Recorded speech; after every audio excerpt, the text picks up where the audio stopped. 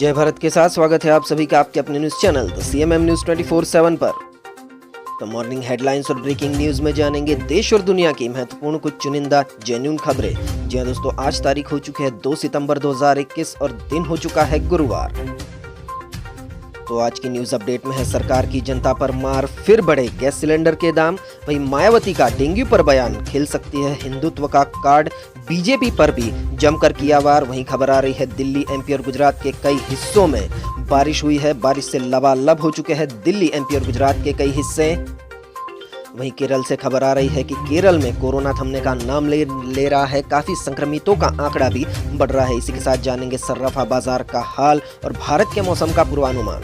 तो दोस्तों, सितंबर महीने का आगाज हो चुका है। सितंबर की शुरुआत के साथ ही बैंकिंग, कार, पीएफ, आधार से जुड़े कई नियम लागू हो गए हैं जो सीधे आप पर असर डाल सकते हैं। कई बैंकों ने अपने ब्याज की दर में बदलाव किए हैं, तो पीएफ से जुड़े नियम भी बदल गए हैं। ऐसे में आपके लिए ये जानना बहुत जरूरी है कि आज किन किन नियमों में बदलाव होने वाले हैं, ताकि आप भी उनके अनुसार ही अपना काम कर सके। तो आइए जानते हैं कि आज से किन किन नियमों में बदलाव होने वाला है और आपके लिए कौन सा नियम अहम है और आपको अब किन किन बातों का ध्यान रखना है। तो बड़ी खबरों में खबर निकल कर आ रही है कि बैंक, पीएफ के नियम बदल चुके हैं और एलपीजी के नए रेट भी जारी हुए हैं। देखिए आज से क्या क्या बदला।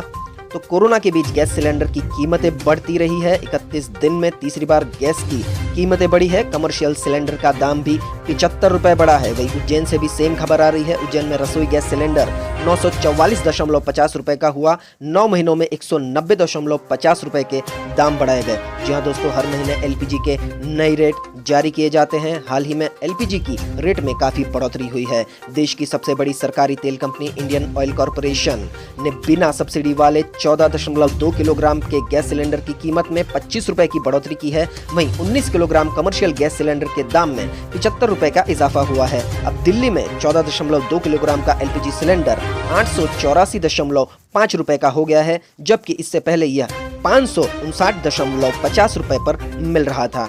तो बढ़ते अगली खबर की ओर। अगली खबर में है, पीएनबी ने किए ये बदलाव। पंजाब नेशनल बैंक ने सेविंग अकाउंट पर ब्याज दरों में बदलाव किया है। 1 सितंबर से नई दरें लागू होगी।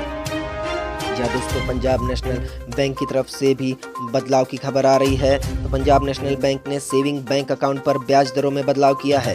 1 सितंबर से नई दरें लागू होंगी। पीएनबी की आधिकारिक वेबसाइट से मिली जानकारी के मुताबिक बैंक की सेविंग खाते पर ब्याज दरें 0.10% तक घटा दी है। नई ब्याज दर 2.90% सालाना होगी, जो फिलहाल 3% सालाना है। पीएनबी के अनुसार नई ब्याज दरें बैंक के मौजूदा और नए खाता धारकों पर लागू होगी। तो अगली महत्वपूर्ण खबर है, जीएसटी R1 में भी बदलाव की खबर आ रही है।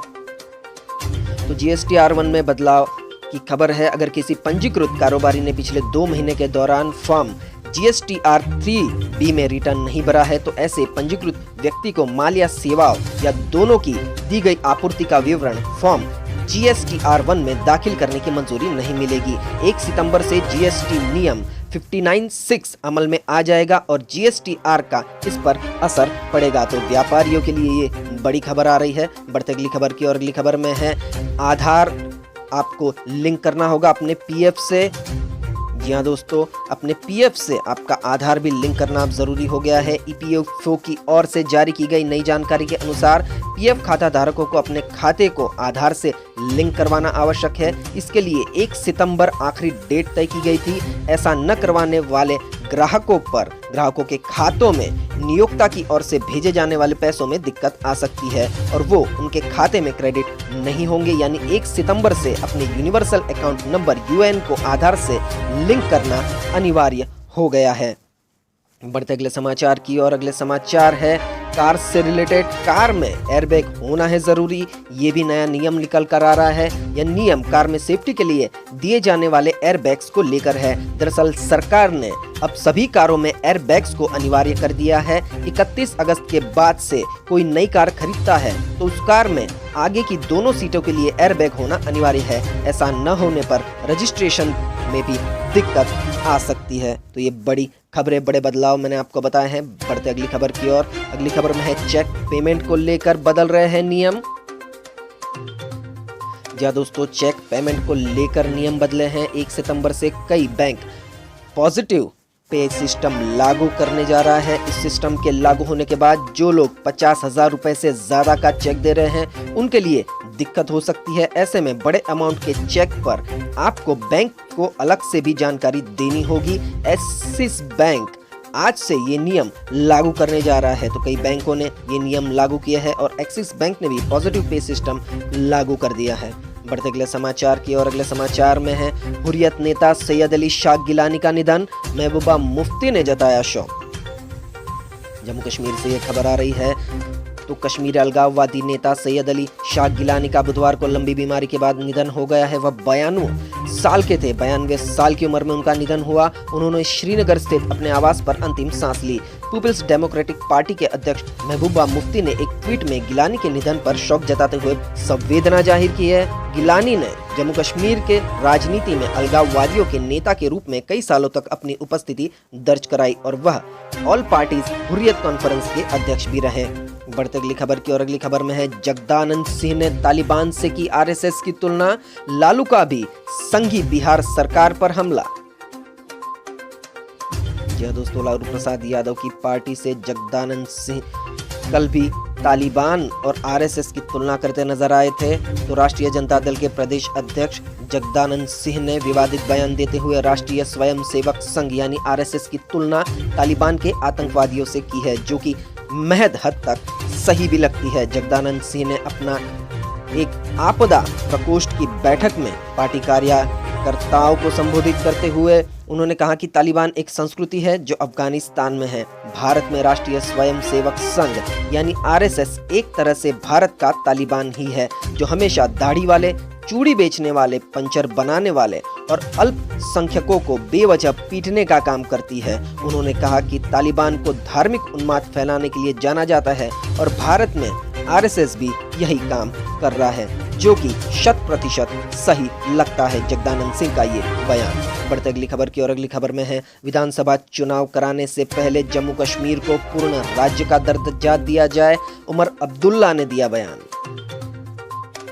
नेशनल कॉन्फ्रेंस के उपाध्यक्ष उमर अब्दुल्ला ने विधानसभा चुनाव कराए जाने से पहले जम्मू कश्मीर को पूर्ण राज्य का दर्जा दिए जाने की बुधवार को मांग की है। अब्दुल्ला ने यह शेर कश्मीर भवन में जम्मू क्षेत्र की पार्टी कार्यकर्ताओं को संबोधित करते हुए यह मांग की है।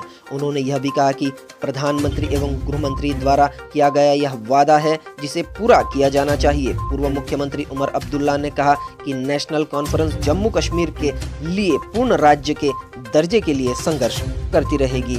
बढ़ते अगले समाचार की और अगले समाचार में है गाय को घोषित किया जाना चाहिए राष्ट्रीय पशु, इलाहाबाद उच्च न्यायालय ने दिया ये सुझाव। जी हाँ दोस्तों, काफी विचित्र और कई लोगों को यह खबर बेवकूफ़ी भरी भी लग सकती है, क्योंकि कहीं ना कहीं ये गाय का मुद्दा हिंदुत्व का राजनीतिक कार्ड है। आरएसएस बीजेपी की ओर से यह कार्ड सबसे पहले खेला गया था। बाकी कहीं भी गाय का मुद्दा आपको देखने को नहीं मिलेगा। गाय की राजनीति काफी सालों से हो रही है और यह हिंदुत्व की राजनीति भी मानी जाती रही है। तो उसी से रिलेटेड ये खबर आ रही है कि गाय को राष्ट्रीय पशु घोषित करने को लेकर इलाहाबाद उच्च न्यायालय ने बड़ी टिप्पणी की है और केंद्र को सुझाव दिया है कि गाय को राष्ट्रीय पशु घोषित किया जाना चाहिए। बुधवार को इलाहाबाद उच्च न्यायालय ने गाय काटने के एक आरोपी व्यक्ति जावेद की जमानत याचिका को रद्द करते हुए कहा कि गाय को राष्ट्रीय पशु घोषित किया जाना चाहिए और गौरक्षा को हिंदुओं का मौलिक अधिकार किया जाना चाहिए। तो देखिए दोस्तों, हिंदुओं की बात भी निकल कर आ रही है इस न्यूज में, जबकि भारत का राष्ट्रीय पशु शेर है और शेर ही रहना चाहिए। तो अब गाय को घोषित कर रहे हैं भारत का राष्ट्रीय पशु, जो कि कहीं ना कहीं एक विचित्र खबर लगती है और हिंदुत्व का कार्ड कहीं ना कहीं बीजेपी की तरफ से जो खेला जा रहा है उसी का समर्थन अब इलाहाबाद हाई कोर्ट ने किया है। हो सकता है कि इलाहाबाद हाई कोर्ट के जो भी उच्च पदाधिकारी और कोर्ट के न्यायाधीश हो वो भी इसी मानसिकता में, इसी विचारधारा में मानते हो। बढ़ते अगली खबर की और अगली खबर में है पीएम मोदी ने किया 125 रुपए का सिक्का जारी। श्री भक्तिवेदांत स्वामी प्रभुपाद को 125वीं जयंती पर किया याद। या दोस्तों, इसमें भी कहीं ना कहीं आपको आरएसएस वाली हिंदुत्व की छवि नजर आ सकती है, क्योंकि हिंदू संत भक्तिवेदांत स्वामी प्रभुपाद, जो कि कृष्ण मंदिर की स्थापना के लिए, इस्कॉन के लिए काफी जाने जाते हैं, उनका सिक्का 125 रुपए का जारी किया है मोदी सरकार ने, क्योंकि मोदी सरकार हिंदुत्व का एजेंडे में बहुत मानती है और कहीं ना कहीं राम मंदिर और हिंदुत्व के एजेंडे को लेकर कहीं ना कहीं सक्रिय दिखती है। तो उनने अभी नरेंद्र मोदी की तरफ से यह सिक्का जारी किया गया है। प्रधानमंत्री नरेंद्र मोदी ने बुधवार को वीडियो कॉन्फ्रेंस के माध्यम से श्री शिल भक्तिवेदांत स्वामी प्रभुपाद जी की 125वीं जयंती के अवसर पर 125 रुपए के मूल्य का विशेष स्मारक सिक्का जारी किया। इस अवसर पर प्रधानमंत्री ने कहा कि परसों जन्माष्टमी और आज श्रील प्रभुपाद की 125वीं जयंती के सुखद संयोग है। यह ऐसा है जैसा साधना का सुख और संतोष एक साथ मिल जाए। उन्होंने कहा कि आज़ादी का अमृत महोत्सव मनाए जाने के बीच यह अवसर आया है। प्रधानमंत्री ने कहा कि हम सभी जानते हैं कि प्रभुपाद स्वामी एक अलौकिक कृष्ण भक्त थे, साथ ही वे एक महान भारत भक्त भी थे, ऐसा नरेंद्र मोदी की ओर से कहा गया है। तो इसी के रिलेटेड ये खबर आई है। नरेंद्र मोदी कहीं न कहीं से निकाल कर लाते हैं ऐसे संतों को जो हिंदुत्व की राजनीति को, हिंदुत्व के कार्ड को उनको बढ़ावा दे। बढ़ते अगली खबर की और अगली खबर में है तालिबान मुद्दे पर उमर अब्दुल्ला ने मोदी सरकार को घेरा।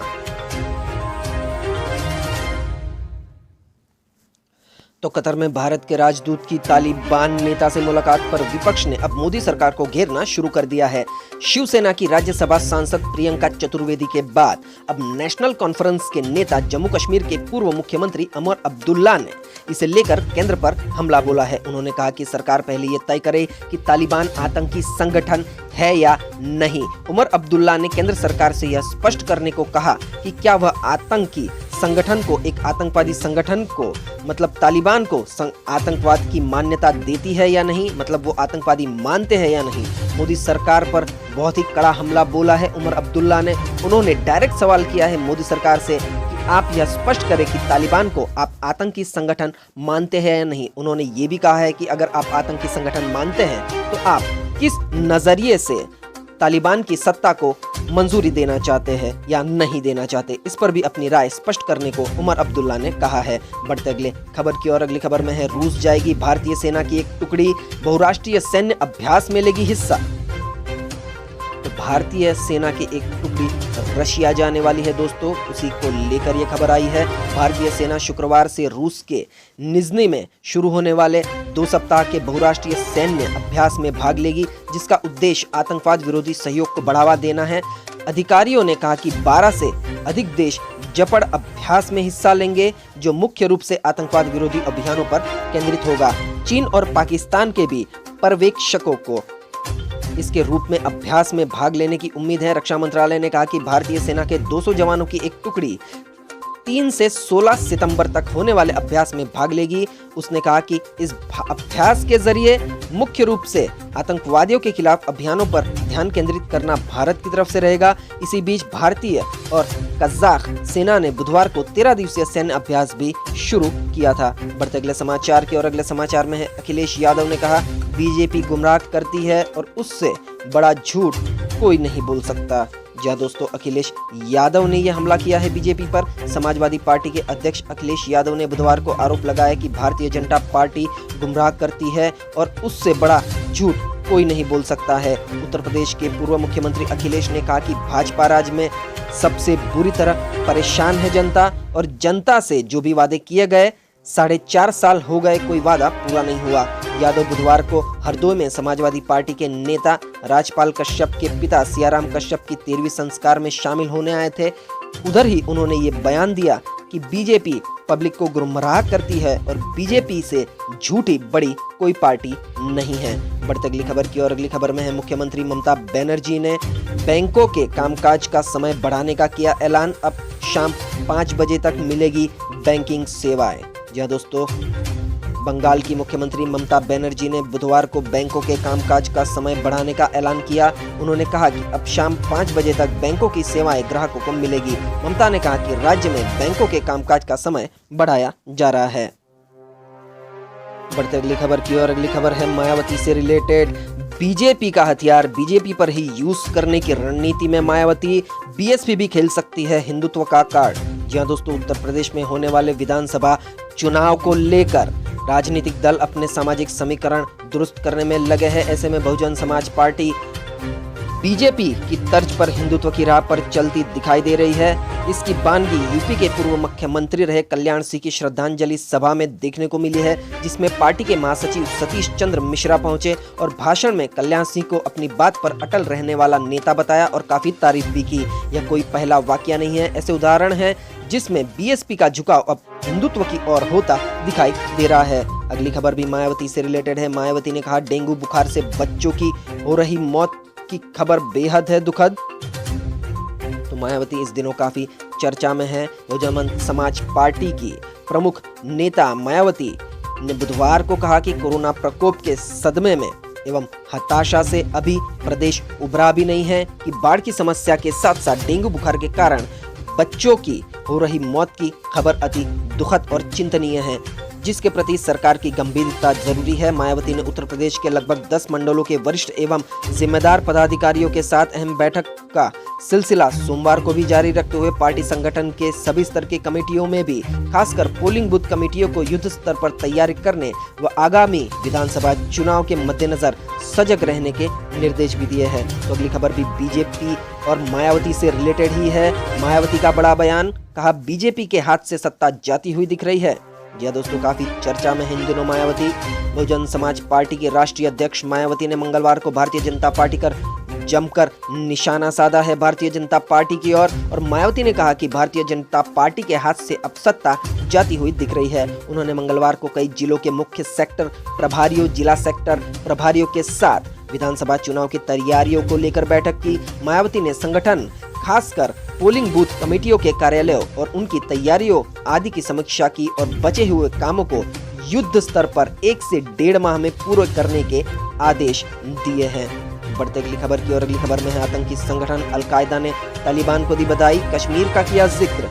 जी हाँ दोस्तों, एक आतंकवादी संगठन दूसरे आतंकवादी संगठन को बधाई ही देगा। इससे रिलेटेड ये खबर आ रही है कि आतंकी संगठन अलकायदा ने तालिबान को अफगानिस्तान पर कब्जा करने और अमेरिका को वापस भेजने के लिए बधाई दी है। आपको बता दें कि यह वही अलकायदा है जिसने अमेरिका में 9/11 का हमला किया था, जिसे खत्म करने के लिए अमेरिका ने अफगानिस्तान की धरती में घुसपैठ की थी। 11 सितंबर को अमेरिका में हुए आतंकी हमले ने पूरी दुनिया को हिलाकर रख दिया था। इस हमले में अमेरिका का वर्ल्ड ट्रेड सेंटर पूरी तरह से ध्वस्त हो गया था। अमेरिका में हुए इन हमलों के लिए अलकायदा ने 19 आतंकियों ने 4 विमान अलकायदा के 19 आतंकियों ने 4 विमानों को हाईजैक किया था। 2 विमानों को वर्ल्ड ट्रेड सेंटर के टावर्स में टकरा दिया था, जबकि तीसरे विमान से पेंटागन पर हमला किया था। एक विमान पेंसिल्वेनिया में ही क्रैश हो गया था। इस हमले को 9/11 हमले के नाम से भी जाना जाता है। बढ़ते अगली खबर की और अगली खबर में है बीजेपी के राष्ट्रीय महासचिव बोले, हिंदुओं के बहुसंख्यक रहने तक संविधान और महिलाएं सुरक्षित। तो गुजरात के मुख्यमंत्री उप मुख्यमंत्री नितिन पटेल के विवादित बयान के बाद सेम बयान बीजेपी के राष्ट्रीय महासचिव की ओर से आ रहा है। उन्होंने भी सेम बयान दिया है कि जब तक हिंदुओं की संख्या ज्यादा है भारत में, तब तक ही संविधान और महिलाएं अच्छे से रह सकते हैं, तब तक ही संविधान टिकेगा। और जब दूसरे अल्पसंख्यक लोग यानी मुस्लिम और अदर कम्युनिटी के लोग अगर हावी हो गए, उनकी जनसंख्या बढ़ गई, तो संविधान को खत्म कर सकते हैं। जी हाँ दोस्तों, राजनीति की समझ रखने वाले लोगों को मेरी इस बात पर, इस खबर पर समझदारी प्रस्तुत करनी होगी कि कहीं ना कहीं अब चुनाव आ रहे हैं और बीजेपी के पास अब राम मंदिर, 3 तलाक, लव जिहाद जैसे कानून उन्होंने बना दिए हैं। तो कोई अब मुद्दा दिखता नजर नहीं आ रहा है राजनीति करने के लिए। तो कहीं ना कहीं अब हिंदुत्व को अब संविधान और बाबा साहब से जोड़ा जा रहा है और बाबा साहब और संविधान को भी हिंदुत्व के कार्ड में शामिल किया जा रहा है। कहीं ना कहीं ये राजनीतिक मुद्दा बन सकता है, उसकी शुरुआत अब हो चुकी है। पहले नितिन पटेल ने यह बयान दिया, उसके बाद अब बीजेपी के राष्ट्रीय महासचिव ने भी सेम बयान दिया है। उन्होंने कहा है कि हिंदुओं के बहुसंख्यक रहने तक ही संविधान रहेगा और महिलाएं भी सुरक्षित रहेगी। हालांकि आपको बता दें कि आए दिनों कई भगवाधारी लोग अल्पसंख्यक लोगों पर, मुसलमानों पर अत्याचार कर रहे हैं। तो काफी विरोधाभास प्रकट हो रहा है बीजेपी के इस बयान से। कहीं ना कहीं हिंदुत्व के कार्ड को चलाने के लिए अब बाबा साहब और संविधान का भी सहारा बीजेपी ले रही है, क्योंकि 3 तलाक, लव जिहाद जैसे और राम मंदिर जैसे मुद्दे कहीं ना कहीं अब खत्म होते हुए नजर आ रहे हैं। उन पर इन्होंने कानून भी बना दिए हैं। तो अब कौन सा मुद्दा खेला जाए, ये कहीं ना कहीं बीजेपी की तरफ से जाहिर किया जा रहा है और इसी को लेकर ये खबर है कि अब संविधान और महिलाओं के लेकर हिंदुओं को लेकर बीजेपी ने बयान दिया है कि जब तक हिंदुओं की संख्या बढ़ी रहेगी भारत में तब तक ही संविधान सुरक्षित रहेगा और महिलाएं भी सुरक्षित रहेगी। ये विवादित बयान तस्वीर में देख सकते हैं इन महाशय ने दिया है। तो भाजपा यानी भारतीय जनता पार्टी के राष्ट्रीय महासचिव सीटी रवि ने मंगलवार को कहा कि भारत का संविधान और महिलाएं तब तक सुरक्षित रहेगी जब तक हिंदू देश में बहुसंख्यक है। रवि ने कहा जब तक इस देश में हिंदू बहुसंख्यक है तब तक डॉक्टर BR अम्बेडकर द्वारा लिखा गया संविधान रहेगा। जब तक हिंदू बहुसंख्यक रहेंगे तब तक समान अवसर रहेंगे। एक बार हिंदू अल्पसंख्यक हो गए तो गांधार यानी अफगानिस्तान के जो साथ हुआ, मतलब अफगानिस्तान में जो हुआ वह यहाँ भी होगा। उन्होंने संवाददाताओं से ये कहा कि अम्बेडकर के संविधान की रक्षा करना चाहते हैं और उन्हें इस सच्चाई को नहीं भूलना चाहिए। उन्होंने कहा कि धर्मनिरपेक्षता और धार्मिक सहिष्णुता हिंदुओं का मूल विश्वास है। जब तक सहिष्णुता वाले लोग बहुसंख्यक रहेंगे तब तक धर्म निरपेक्षता रहेगी, महिलाओं की सुरक्षा रहेगी। सहिष्णुता वाले हिंदू लोगों के अल्पसंख्यक बनने पर अफगानिस्तान जैसी स्थिति उत्पन्न हो जाएगी। जब वे गैर हिंदू बहुसंख्यक होंगे तो शरीयत की बात करेंगे और अंबेडकर के संविधान को नष्ट कर देंगे। ये बयान आया है बीजेपी के राष्ट्रीय महासचिव की ओर से और उन्होंने कहा है कि जब तक हिंदू भारत में बड़ी संख्या में है तब तक संविधान बचा रहेगा। तो दोस्तों अभी भी हिंदुओं की संख्या भारत में सबसे ज्यादा है और अभी भी बीजेपी की तरफ से ऐसा परसेप्शन क्रिएट किया जाता है, लोगों के माइंड में ऐसा भूत भरा जाता है कि हिंदू अल्पसंख्यक है और इसी के लिए जो भी लोग गैर हिंदू है मुस्लिमों पर अत्याचार किए जाते हैं, जाति विरोधी अत्याचार भी गवाहधारी ही कर रहे हैं, फिर भी ये अपनी गलतियों को छुपाते हैं और जो गलती खुद कर रहे हैं उसी का टोपला दूसरों पर मरते नजर आते हैं। बढ़ते अगली खबर की ओर। इस खबर में है देश की संपत्ति को निजी हाथों में सौंपने की साजिश में जुटी है बीजेपी। अखिलेश यादव ने दिया बयान। समाजवादी पार्टी के अध्यक्ष अखिलेश यादव ने ruling party Bharatiya Janata party पर कॉरपोरेट के इशारे पर काम करने का आरोप लगाते हुए मंगलवार को कहा कि यह पार्टी देश की संपत्ति को निजी हाथों में सौंपने की साजिश में जुटी है। अखिलेश यादव ने यहां लोहिया सभागार में पार्टी कार्यकर्ताओं को संबोधित करते हुए कहा कि भाजपा ने देश की अस्मिता के साथ खिलवाड़ किया है। कॉरपोरेट के इशारे पर काम कर रही है भाजपा। सरकारी संपत्ति को निजी हाथों में सौंपने की साजिश में भाजपा जुटी हुई है। भाजपा ने जनमत का अनादर किया है। भारत की सांस्कृतिक गरिमा को गिराने की साजिश में भाजपा दिन रात जुटी हुई है। उन्होंने कहा कि भाजपा का स्वतंत्रता आंदोलन के मूल्य से कोई संबंध नहीं है। अखिलेश यादव ने कहा कि भाजपा सत्ता में रहते हुए जनता के सवालों पर चुप्पी साध लेती है। भाजपा आजादी की दुश्मन क्यों है? लोकतंत्र में सबका सम्मान क्यों नहीं होना चाहिए? सबको समान अवसर क्यों नहीं मिलना चाहिए? भाजपा सरकार आंकड़े छुपाती क्यों है? इन प्रश्नों पर भाजपा का मौन रहना उसके अधिनायकवादी चरित्र को दर्शाता है। तो कहीं ना कहीं बहुत ही सच्ची बयानबाजी की है अखिलेश यादव ने। बढ़ते अगली खबर की और अगली खबर में है ड्रग्स केस में बॉलीवुड एक्टर अरमान कोहली को 14 दिनों की न्यायिक हिरासत। तो दोस्तों बॉलीवुड के गलियारों से यह खबर आ रही है ड्रग्स के मामले में कुछ दिनों पहले गिरफ्तार हुए अरमान कोहली को 14 दिनों की न्यायिक हिरासत में भेज दिया गया है। गिरफ्तारी के बाद विशेष NDPS कोर्ट ने अरमान को NCB की कस्टडी में भेजा था, जिसकी अवधि 1 सितंबर को समाप्त हो गई थी। अरमान को नारकोटिक्स कंट्रोल ब्यूरो ने 28 अगस्त को NDPS एक्ट में गिरफ्तार किया गया था। गिरफ्तारी से पहले NCB ने अरमान के घर पर रेड मारी थी। एक्टर के घर से कुछ अमाउंट में ड्रग्स भी मिले थे। इसके बाद उनको NCB ऑफिस लेकर गए थे। पूछताछ के लिए उनको लेकर जाया गया था और फिर उन्हें गिरफ्तार भी कर लिया गया था। बढ़ते अगले समाचार की और अगले समाचार में है MP में मॉनसून एक्टिव। भोपाल में तेज बारिश। इंदौर उज्जैन में 24 घंटे में पानी गिरने के आसार। जबलपुर ग्वालियर रीवा में भी होगी तेज बारिश। तो MP में एक्टिव मॉनसून के चलते अगले 24 घंटे के भीतर कई जिलों में तेज बारिश के आसार है। बुधवार देर शाम करीब 6:30 बजे भोपाल में तेज बारिश शुरू हो गई थी। दोपहर में अच्छी धूप खिलने के बाद शाम को झमाझम बारिश के साथ एक बार फिर ठंडक घुल गई थी। वहीं इंदौर, उज्जैन और होशंगाबाद संभाग में भी बारिश की संभावना है। वहीं शहडोल, जबलपुर, ग्वालियर, चंबल और रीवा सागर में भी मौसम विभाग ने अलर्ट जारी किया है। कुछ जगह पर गरज चमक के साथ बिजली चमकने या गिरने की संभावना भी है। मौसम वैज्ञानिक वेद प्रकाश सिंह ने बताया कि उड़ीसा, आंध्र प्रदेश में बने निम्न दबाव के क्षेत्र के चलते 2 सितंबर तक इसी तरह कहीं कहीं भारी बारिश और कहीं कहीं हल्की बारिश होगी। अगले 24 घंटे के दौरान प्रदेश के कई हिस्सों में तेज बारिश की संभावना भी है। तो अगली खबर भी बारिश से रिलेटेड है। महाराष्ट्र में भी फिर बाढ़ का कहर। जलगांव के 750 से ज्यादा गांव पानी में डूबे। एक महिला समेत 500 से ज्यादा मवेशियों की मौत। कई गांव में लोग अभी तक फंसे हुए हैं। जी दोस्तों, महाराष्ट्र के जलगांव से भी भारी बारिश की खबर आ रही है। तो मंगलवार को जलगांव के 40 गांव में मूसलाधार बारिश की वजह से 40 गांव तालुका के 750 गांवों को पानी में कमर के ऊपर तक डुबो दिया है। हालांकि आज बरसात नहीं होने के कारण राहत है, लेकिन गांव में पानी भरा हुआ है। जिला प्रशासन की ओर से मिली जानकारी के अनुसार अभी भी कई गांवों में स्थिति भयावह बनी हुई है। अचानक आई बाढ़ की त्रासदी में एक महिला की मौत हुई है। 500 से ज्यादा मवेशियों के बहने की जानकारी सामने आई है। जिले में कई जगह सड़कें भी टूट गई है। तो जलगांव के 40 गाँव में भी पानी का भराव हो चुका है। आप तस्वीरों में उसे देख सकते हैं। बढ़ते अगली खबर की ओर। तो अगली खबर में हमने कवर की है दिल्ली की बारिश से राजधानी में टूटा 19 सालों का रिकॉर्ड। कई सड़कें पूरी तरह से हुई बंद।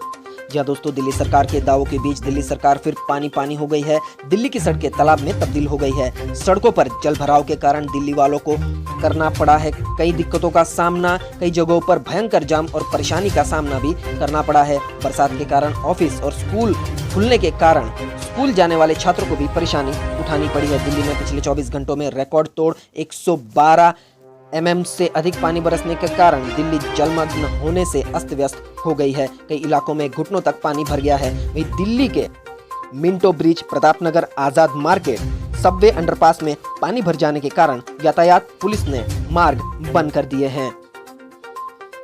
देखते अगले समाचार। अगली खबर में देखेंगे गुजरात की बारिश। गुजरात में मेघराज की धमाकेदार एंट्री। सूखे से जूझ रहे बनासकांठा में झमाझम बारिश का दौर जारी।